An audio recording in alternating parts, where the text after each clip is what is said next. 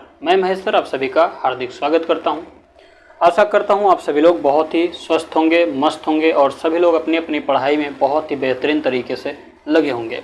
आगे आप लोगों का ग्रुप डी का एग्ज़ाम है, यूपीएसआई का एग्ज़ाम है, आने वाले समय में यूपी पुलिस का एग्ज़ाम आएगा, एसएससी का एग्ज़ाम होगा।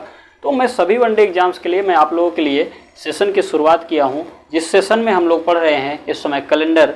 और कैलेंडर का आज ये तीसरा पार्ट का वीडियो होगा और पिछली वीडियो उम्मीद करता हूँ आप लोग को बेहतरीन समझ में आया होगा। हाँ, थोड़ा वॉइस का इशू था दोस्तों, मैं उसके लिए क्षमा चाहता हूँ। आज हमने जो है कि माइक को देखा तो इसकी बैटरी जो है डाउन हो गई थी, मुझे पता नहीं था। तो आज से आप लोग को वॉइस की कोई प्रॉब्लम नहीं आएगी और आज से सारी चीज़ें आपकी बहुत ही अच्छे से चलेगी। और मैं जो है कि एक लैपटॉप के चक्कर में भी लगा हुआ हूँ। लैपटॉप मुझे बहुत जल्दी ही मैं ले लेता हूँ, फिर मैं आप लोगों के लिए जीएस का, हिंदी का, मैथ का, सारे चीज़ का मैं प्रैक्टिस आप लोगों के लिए लेकर आऊँगा। लोगों से हमारी बातचीत भी हो चुकी है, बहुत ही जल्दी आप लोगों के सेशन की शुरुआत और भी मैं ज़ोरदार तरीके से करने वाला हूँ। तो इस ज़ोरदार तरीके से जो है कि हम अगर लगे हुए हैं तो आपका भी सहयोग मुझे चाहिए और आप लोग, उम्मीद करता हूँ सहयोग आप लोग करेंगे। आप लोग वीडियो को ज़्यादा से ज़्यादा लोगों तक लाइक करिए, शेयर करिए, सब्सक्राइब करिए। जो लोग नए जुड़े हैं वो ज़रूर सब्सक्राइब करें। आप लोग को इससे बेहतर समझाने वाला व्यक्ति शायद ही कोई मिलेगा, क्योंकि आप बहुत भीड़ में जाओगे तो आपको चीज़ें कम समझ में आती हैं। ठीक है, तो चलते हम लोग अपने सेशन की शुरुआत करते हैं और आप लोग ऐसे ही प्रेम आप लोग अपना बनाए रखिए। चलते हम लोग, आज हम लोग जो पढ़ना है तो आज हम लोग का पार्ट 3 है कैलेंडर का। आज हम लोग का कैलेंडर का पार्ट 3 है और आज हम लोग पढ़ने वाले हैं महीने में 5 बार आने वाला दिन। कल हम लोगों ने क्या पढ़ा था? कल हम लोगों ने पढ़ा था किसी भी शताब्दी का अंतिम दिन। कौन सा दिन? अंतिम दिन। और क्या बताना भैया? प्रथम दिन। किसी भी शताब्दी का अंतिम दिन और क्या बताना? प्रथम दिन। तो मैंने कल आपको बताया था कि सारी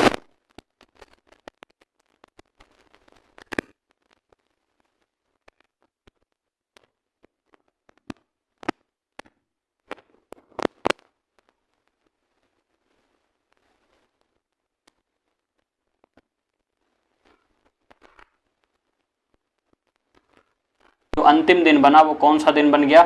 शुक्रवार बन गया। दूसरी शताब्दी हमारी 200 साल की होती है, तो जब ये 2 गुना इधर हुआ है तो राइट हैंड साइड में 5 दूना 10, काट पीट दोगे, 7 से भाग करोगे तो शेष कितना बचेगा? 3। और 3 आता है दोस्त किसके लिए? बुधवार के लिए आपको आएगा। ऐसे ही जब तीसरी शताब्दी आएगी 300 साल की होगी तो यहाँ पर आपका 3 गुना हो गया, तो 5 तियाँ कितना हो गया? 15। काट पीट दोगे, वास्तविक शेष दिन कितना बचेगा? 1 बचेगा। और ये आपका किसके लिए आता था भैया? सोमवार के लिए आया था। चौथी शताब्दी 400 साल की हो जाएगी तो ये 4 गुना हो जाएगा, लेकिन ये लीप शताब्दी है तो 5 चौको 20 और लीप शताब्दी होने के नाते 1 एक्स्ट्रा जुड़ेगा और 21, और काट पीट दोगे तो वास्तविक शेष दिन आपका कितना बचेगा? 0। और ये आपकी वैल्यू क्या हो जाएगी? रविवार। तो ये जो मैंने आपको 4 शताब्दी बताया है, ये हर शताब्दी का अंतिम दिन है। अगर आपको प्रथम दिन निकालना है तो 1 जोड़ते चले जाओ, अगली शताब्दी का पहला दिन मिलता चला जाएगा। जैसे ये शुक्रवार में 1 जोड़ोगे तो यहाँ पर आपका ये शनिवार आएगा, है ना। और ये बुधवार में ये 1 जोड़ोगे, गुरुवार आएगा। सोमवार में 1 जोड़ोगे, मंगलवार आएगा। और रविवार में 1 जोड़ोगे तो फिर से क्या आएगा? सोमवार। और ये चौथी शताब्दी वाला दिन जो होगा वो रोटेट होके आया होगा, इसका मतलब इधर भी क्या मिलेगा आपको? सोमवार मिलेगा। ठीक है, तो ये तो आपको चार्ट बनाने का मैंने एक तरीका बता दिया। एग्जाम में आपसे सवाल पूछेगा कौन सा अंतिम दिन हो सकता है, तो ये 4 में से कोई एक ऑप्शन आपको सही करना होगा। कौन सा प्रथम दिन हो सकता है, इसमें से एक ऑप्शन सही करना होगा। फिर आपसे इसका उल्टा पूछेगा कौन सा प्रथम दिन नहीं हो सकता, कौन सा अंतिम दिन नहीं हो सकता। तो आप, उम्मीद करता हूं यहाँ से जवाब आप दे सकते हैं। एक नई चीज आपको यहाँ पर सीखना है। अब ये तो 4 शताब्दी तक की बात है। अब लेकिन अगर आपसे कोई और आगे की वैल्यू पूछ ले, जैसे ये, इस बात को जो मैं सिखा रहा हूँ इसको बहुत ध्यान से सीखना, क्योंकि इसकी जरूरत आगे आपको पड़ेगी। जिस सवाल के लिए पूरी दुनिया आपको कोड बताती है, उस सवाल को हम बिना कोड के माध्यम से बताएंगे, लेकिन ये तभी समझ में आएगा जब ये बताने जो चल रहा हूँ इसको आप समझोगे तब। क्या बताने चल रहा हूँ, बड़े ध्यान से बात को समझना। जैसे आपसे कोई पूछे 18वीं शताब्दी का अंतिम दिन बता दो, तो आप कहोगे सर 18वीं शताब्दी 1800 साल। सही है, 18वीं शताब्दी 1800 साल पर आएगी। इसको आप 400 से भाग कर दो। 400 से भाग क्यों कर रहे हो? क्योंकि ये 4 शताब्दी है तो 400 से ही भाग करोगे ना। अब आप जैसे ही 400 से भाग करोगे तो बताओ ये 18वीं शताब्दी है, ये हमारा जो 400 है ये भी शताब्दी है। तो बताओ जो हमारा शेष बचेगा वो भी तो शताब्दी ही होगा ना। जैसे गोभी काटोगे तो गोभी ही मिलेगा, आलू काटोगे आलू मिलेगा, पनीर काटोगे पनीर मिलेगा। ऐसे जब शताब्दी को शताब्दी से काटोगे तो शेष भी क्या मिलेगा, शताब्दी ही मिलेगा। तो ये बताओ 4 चौको 16, 16 शताब्दी तो कट गई, बची कितनी शताब्दी अपने पास, 2 शताब्दी शेष बच गई। कितनी शताब्दी बच गई, 2 शताब्दी। ध्यान रखना गलती यहीं पर होगी लोगों से कि ये आप शेष दिन मान लेंगे, लेकिन ध्यान रखना ये शेष दिन नहीं है बल्कि ये क्या है, शेष शताब्दी है। इस बात का विशेष ध्यान रखिएगा, ये क्या है, शेष शताब्दी है। तो अब आप बताओ जो आपका ये शेष बचा है इसी शताब्दी का आप अंतिम दिन बता दो, आपके सवाल का उत्तर हो जाएगा। जैसे मैंने पूछा 18वीं शताब्दी का अंतिम दिन बताओ, तो आपने 1800 को 400 से भाग किया, शेष बची 2 शताब्दी। इसी दूसरी शताब्दी का आप अंतिम दिन बता दो, आपके 18वीं शताब्दी का सवाल का जवाब आपको मिल जाएगा। तो जरा बताओ पहली शताब्दी में कितना दिन शेष होता है, 5।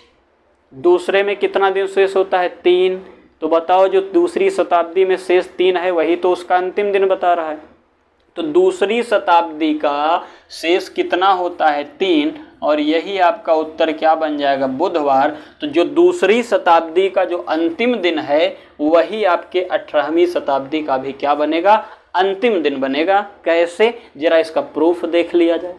आप बताओ हमने कहा 4 शताब्दी के बाद ये दिन फिर से रिपीट होना शुरू हो जाता है, तो 18वीं शताब्दी कहाँ पड़ेगी, जरा सोचो। पहली शताब्दी 2, 3, 4, फिर 5 यहाँ आएगी, 5, 6, 7, 8, फिर 9वीं 9, 10, 11, 12, फिर 13, 14, 15, 16, 16 तो कट के निकल गई थी। 17वीं शताब्दी मतलब ये पहली के बराबर, 18वीं शताब्दी मतलब दूसरे के बराबर। तो बताओ जो हमारा शेष बचा था वही तो 18वीं शताब्दी है। दूसरी शताब्दी का शेष दिन जो आया बुधवार, वही हमारे 18वीं शताब्दी का भी क्या बन रहा है, अंतिम दिन बन रहा है। इस बात का ध्यान रखना। जरा दूसरा एग्जाम्पल हम लोग ले लेते हैं। इसका ज़रूरत कहाँ पड़ेगा वो मैं आगे आपको बताऊंगा, लेकिन यहाँ सीखो। मैं ये बात इसलिए बता रहा हूँ क्योंकि यहाँ सीखे रहोगे तो आगे आपको मदद मिलेगी, नहीं तो इसे बताने की कोई आवश्यकता नहीं थी। जैसे आपसे अगर यहीं पर कोई कह दे कि आप मुझे जो है मान लीजिए 15वीं शताब्दी, सॉरी 15वीं, आप मुझे 13वीं शताब्दी का अंतिम दिन बताओ, तो आप कहोगे सर 13वीं शताब्दी 1300 साल की, 4 शताब्दी के बाद दिन रोटेट होता है तो 400 से भाग कर दिया जाए। सर 0 से 0 कैंसिल हो गया, 4 तियां 12, बचा कितना हमारे पास 1। 1300 ये भी शताब्दी, 400 ये भी शताब्दी, तो शेष जो बचा है ये भी क्या होगा, शताब्दी। इसका मतलब जो शेष बचा है उसी शताब्दी का अंतिम दिन बता दो, आपके सवाल का उत्तर हो जाएगा। तो पहली शताब्दी का जो अंतिम दिन होगा वही 13वीं शताब्दी का भी क्या बनेगा, अंतिम दिन। तो पहली शताब्दी में कितना दिन शेष, 5। दूसरे में 5 दूना दंड काट दोगे कितना बचेगा, 3। तीसरे में 5 तियां 15 काटोगे कितना बचेगा, 1। चौथे में 5 चौको 20, 1 जोड़ोगे काट दोगे 0 आएगा। तो बताओ पहली शताब्दी में कितना दिन शेष, 5, और 5 किसके लिए आया, शुक्रवार। तो जरा बताओ पहली शताब्दी का अंतिम दिन शुक्रवार है, यही आपके 13वीं शताब्दी का भी क्या बन जाएगा, अंतिम दिन। जैसे आपसे अगर कोई कह दे कि 20वीं शताब्दी का आप मुझे शेष दिन बता दो, सॉरी अंतिम दिन बता दो, 20वीं शताब्दी का अंतिम दिन बता दो, आप कहोगे सर 20 को भाग कर दो, 20 मतलब 2000, 400 से आप सर भाग कर दीजिए, 0 से 0 कैंसिल, 4 पंचे 20, आपके पास कितना बचा, 0। 0 मतलब चौथी शताब्दी, 0 मतलब चौथी। कैसे, जरा बात समझो, इतना तो आप मैथ में पढ़े होगे, आप जरा कॉमन सेंस लगाओ। जैसे 2000 को हमने 400 से भाग कर दिया, 2000 को 400 से हमने भाग कर दिया। आप बताओ ये 0 से 0 कैंसिल हो गया। आप बताओ वास्तविक भाजक आपका क्या है, 4। वास्तविक भाजक क्या है, 4। अब किसी भी संख्या में अगर आप 4 से भाग करोगे तो मैथ में इतना सबको पता है कि जो आपका शेषफल होता है वो हमेशा भाजक से छोटा होता है, या तो फिर 0 बचेगा। तो आप बताओ यहाँ पर शेष बचने की कितनी संभावनाएं हैं, या तो 1 बच सकता है, या तो 2 बचेगा, या तो 3 बचेगा। 3 से ज़्यादा क्या शेष बचेगा क्या? जिसका भाजक 4 है, क्या उस सवाल में क्या शेष कभी 4 हो सकता है? नहीं। तो शेष क्या हो सकता है? 0। अगर जब कभी भी शताब्दी को 400 से भाग करने पर एक शेष बचे तो पहली शताब्दी समझ जाना, 2 शेष बचे तो दूसरी शताब्दी मतलब समझना, 3 शेष बचे तो तीसरी शताब्दी समझना, और अगर 0 शेष बचे तो कौन शताब्दी समझ जाना, चौथी शताब्दी समझ जाना। उम्मीद करता हूँ ये बात आपको समझ में आ गई होगी। इतनी गणित सबको आती है, आशा करता हूँ कोई दिक्कत नहीं होगी। जरा इस सवाल का उत्तर देखिएगा, 20वीं शताब्दी का हमें अंतिम दिन चाहिए, तो मैं क्या करूँगा, 20वीं शताब्दी मतलब 2000 बटे कितना हो जाएगा 400, 0 से 0 निकाल दूंगा, 4 पंचे 20, हमारे पास शेष कितना बचा 0। एक शेष बचता तो पहली शताब्दी समझते, 2 शेष बचता तो दूसरी, 3 बचता तो तीसरी, लेकिन 0 बच गया तो कौन शताब्दी, चौथी। जरा बताओ चौथी शताब्दी में शेष कितना होता है। देखो संयोग ऐसा है कि चौथी शताब्दी में शेष भी आपका 0 है और आपका यहाँ पर भी 0 है, तो इसका मतलब इसका आंसर आपका चौथी शताब्दी में अंतिम दिन क्या होता है, रविवार। और जो हमारे चौथी शताब्दी का अंतिम दिन होगा वही हमारे 20वीं शताब्दी का भी क्या बनेगा, अंतिम दिन बन जाएगा। ठीक है, अंतिम दिन बन जाएगा। जब आपकी देखो इस चीज़ की जरूरत कहाँ पड़ेगी, जिस सवाल के लिए पूरी दुनिया कोड बताती, मैं उसको यहाँ पर इस चीज़ से अप्लाई करके उत्तर बता दूंगा। जरा कैसे, जरा बात को समझो। जैसे आपसे कोई किसी डेट का पूछ लेगा, जैसे आपसे कोई पूछ ले कि 15 मार्च 1919 को कौन सा दिन था, 15 मार्च 1919, तो मैं क्या करूँगा, इसको 1900 में तोड़ लूँगा और इस पूरे 1900 साल में कितना दिन शेष हुआ ये चीज़ मुझे वहाँ निकालना पड़ेगा। तो जरा आप बताओ 1900 मतलब 19वीं शताब्दी और इसी का मुझे शेष निकालना है, तो मैं वही चीज़ तो बता रहा हूँ। आपको हमने 15वीं शताब्दी का शेष बताया, हमने आपको 18वीं शताब्दी का शेष बताया, मैंने आपको 20वीं शताब्दी का शेष बताया, तो ऐसे ही आप 19वीं शताब्दी का भी शेष निकाल लोगे। तो जरा 19वीं शताब्दी का शेष निकालो। आप कहोगे सर 400 से भाग कर दिया जाए, 4 तियाँ 12, सॉरी 4 चौको 16, बचेगा कितना 3। हमने कहा 1 बचे तो पहली शताब्दी समझना, 2 बचे दूसरी समझना, 3 बचे तीसरी समझना, और 4 बचे तो 0 बचे तो चौथी समझना। तो 3 बचा है, इसका मतलब तीसरी शताब्दी। तीसरी शताब्दी में शेष कितना बच रहा है गुरु, 1 बच रहा है। तीसरी शताब्दी में कितना बच रहा है भैया, 1 बच रहा है। तो तीसरी शताब्दी का जो शेष दिन है वही 19वीं शताब्दी का भी क्या बनेगा, शेष दिन बनेगा। तो इसकी जरूरत हमें जब ये वाला सवाल पढ़ेंगे, पूरी दुनिया कोड बताती, मैं आपको कोड नहीं बताऊंगा, कॉन्सेप्ट आप क्लियर करिए, उत्तर आपको सेकंडों में मिलेगा, ये मेरा आपसे वादा रहा है। ठीक है, वीडियो अच्छा लग रहा हो, क्लास अगर आपको अच्छी लग रही हो तो प्लीज़ आप लोग वीडियो को शेयर करिएगा, जरूर करिएगा, लाइक करिएगा और एक कमेंट जरूर करके बताया करिए कि वीडियो में क्या दिक्कत है, क्या परेशानी है, क्या चीज़ नहीं समझ में आया। जो आपको ना समझ में आए उसको आप कमेंट के माध्यम से बता सकते हो। ठीक है, तो चलते हैं, आज हम लोग अगले टाइप की बातचीत करते हैं। इसमें थोड़ा सा हमें जो जानना था उस चीज़ को हम लोगों ने जानने का प्रयास कर लिया है। ठीक है भैया, चलो आगे बढ़ते हैं दोस्त। आगे क्या है आपको पढ़ना, इस बात को ध्यान दीजिए। आज हम लोग को जो पढ़ना है वो पढ़ना है महीने में, किसी भी महीने में 5 बार आने वाले दिन। एक मैं आपको खुशखबरी बताऊं, आज से देखो पर डे सुबह 7 बजे आपको रीजनिंग की क्लास मिलेगी, उसके बाद रात को 10 बजे आपको मैं जीएस की क्लास दूंगा। ठीक है, रात को 10 बजे आपको जो है जीएस की क्लास मिलेगी, जिसमें जो है ऑब्जेक्टिव टाइप क्वेश्चन होंगे, जो प्रीवियस ईयर क्वेश्चन पूछे गए होंगे उसी को जो है कि मैं आपको जो है 15 मिनट 20 मिनट का छोटा छोटा वीडियो बना के दूंगा। वो प्रीवियस ईयर का क्वेश्चन होगा, जिसको आपको रात को 10 बजे मिलेगा। सुबह आपको रीजनिंग की क्लास मिलेगी। लैपटॉप जैसे ही आ जाएगा तुरंत तत्काल प्रभाव से मैं आप लोगों को मैथ की भी और हिंदी की भी क्लास अवेलेबल करवाऊंगा। तो प्लीज़ आप लोग वीडियो को जरूर शेयर करिएगा। ठीक है, चलो अब इसमें महीने में 5 बार आने वाले दिन, तो जरा एक बात बताइएगा, जरा कल की क्लास याद करिए, और जो लोग नहीं देखे हो कल की क्लास जाके देखिएगा। थोड़ा वॉइस का इशू है, थोड़ा मैनेज करिएगा, मैं आप बताता हूँ। ठीक है, जैसे मैंने आपको कल बताया था कि अगर महीना 28 दिन का है गुरु, तो शेष इसमें शेष निकालना है, 7 से भाग करेंगे, शेष कितना बचेगा 0। अच्छा, महीना अगर 30-29 का है गुरु, तो 7 से भाग करोगे तो शेष कितना बचेगा 1। अच्छा, 7 से भाग कर दिए तो बताओ सप्ताह कितने मिले हैं। 28 दिन का महीना है, आप 7 से भाग कर रहे हो, 4 बार जा रहा है, शेष 0 बच रहा है। तो 4 बार गया, इसका मतलब इस महीने में 4 सप्ताह मिला, लेकिन शेष क्या बचा 0।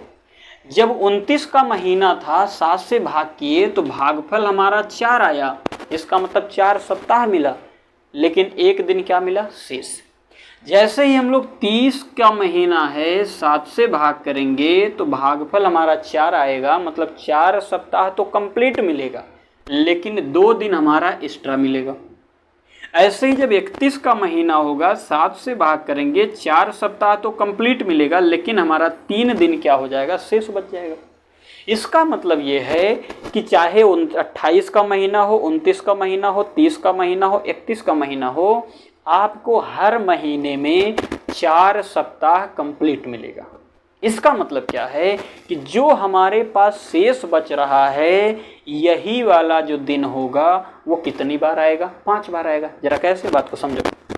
जैसे मैं कहूँ कि 1 तारीख है, 2 तारीख है, 3, 4, 5, 6, 7, 8, 9, 10, फिर 11, 12, 13, 14, 15, 16, 17, 18, 19 और 20।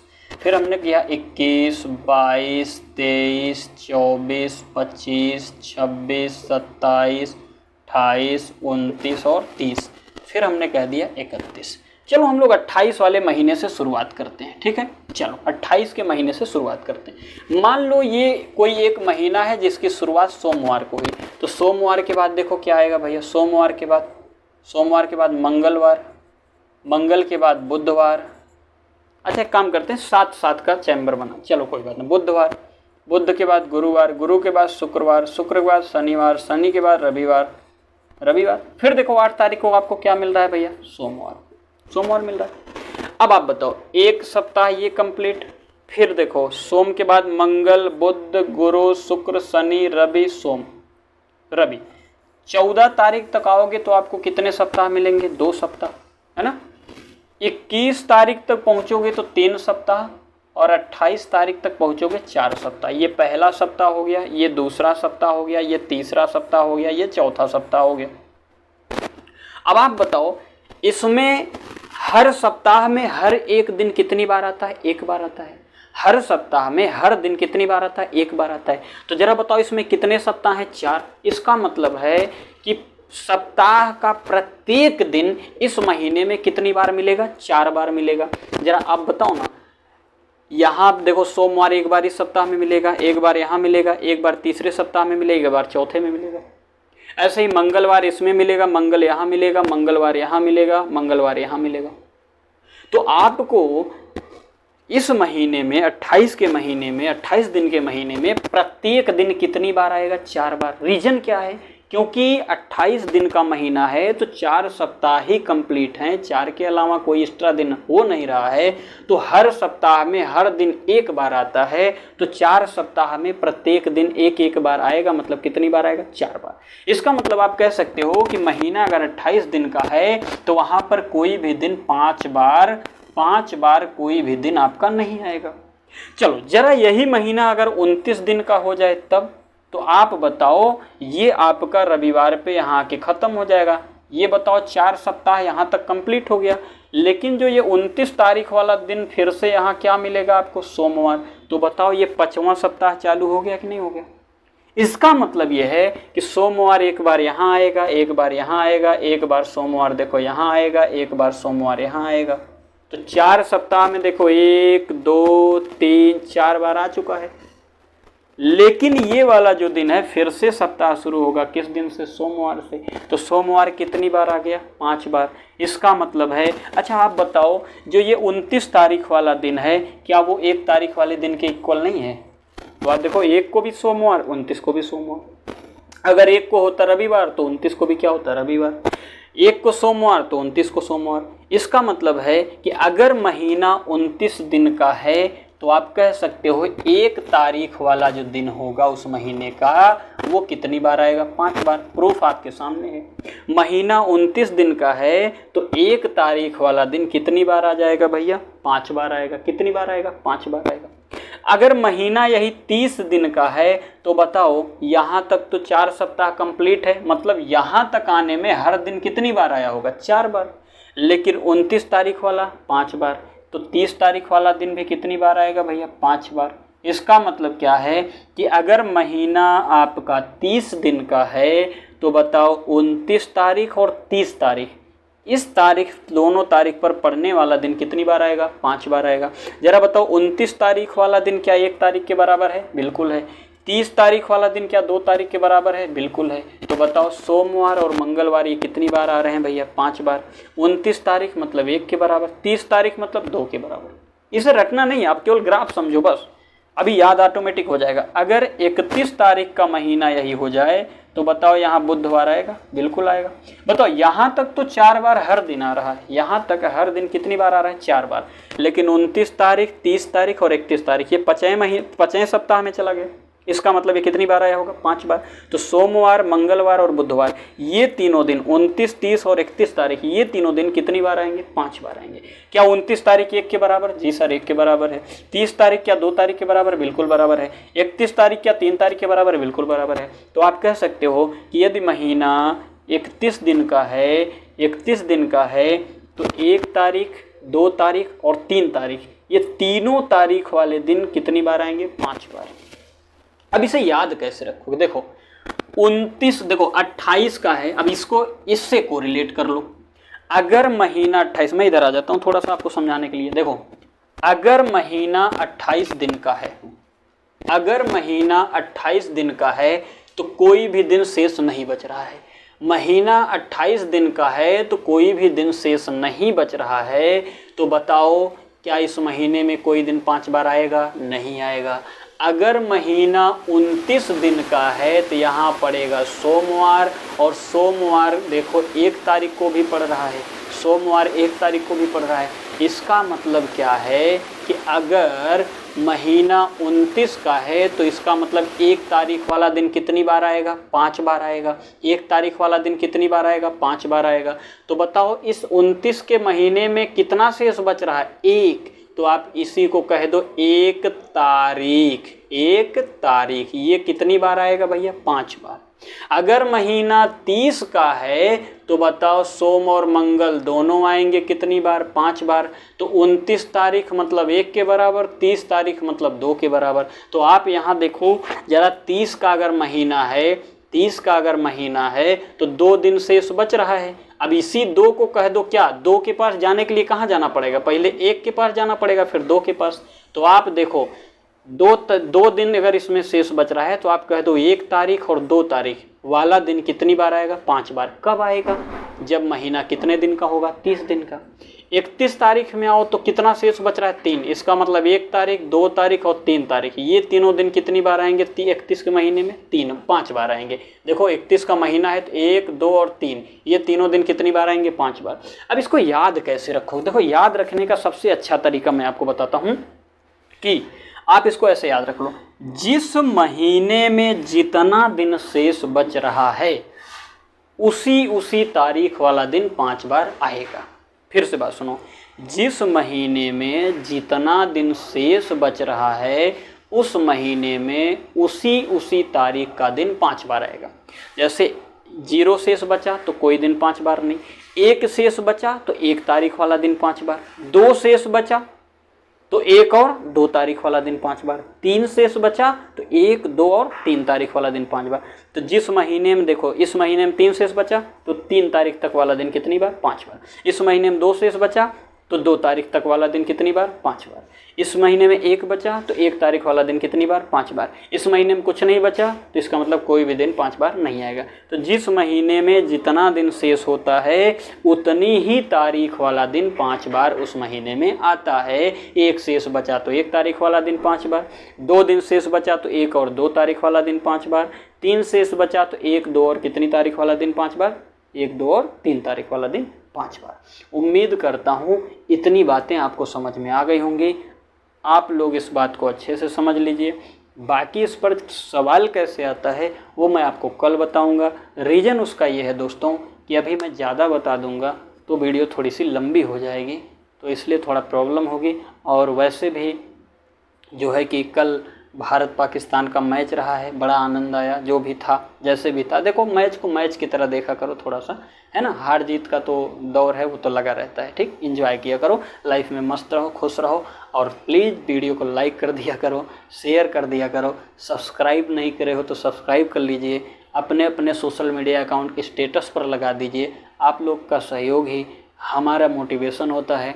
आप लोग सहयोग करेंगे तो हमें भी अच्छा लगेगा, हम थोड़ा सा और काम करने के लिए अग्रसर हो जाएंगे। ठीक है दोस्तों, आज के लिए बस इतना ही। सभी को जय हिंद, जय भारत।